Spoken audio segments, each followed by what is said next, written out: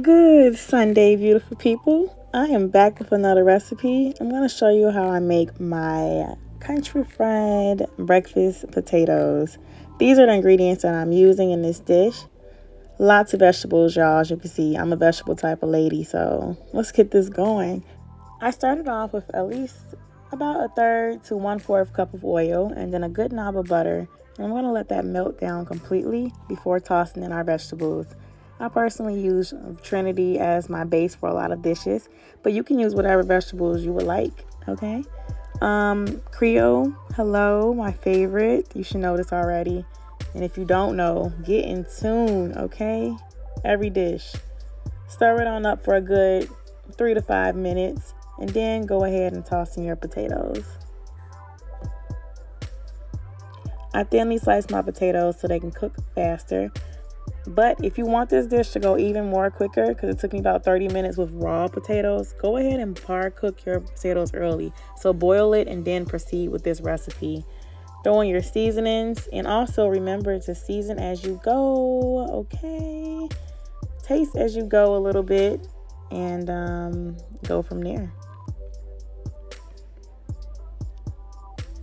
So I'm getting all of that mixed in. And also I have this on medium-high heat starting off. I did transition to the lower setting once everything got browned and delicious. Now I'm adding in my sausage, a little hot sauce, garlic, and I'm stirring it in, still frying, sauteing, cooking, all at the same damn time.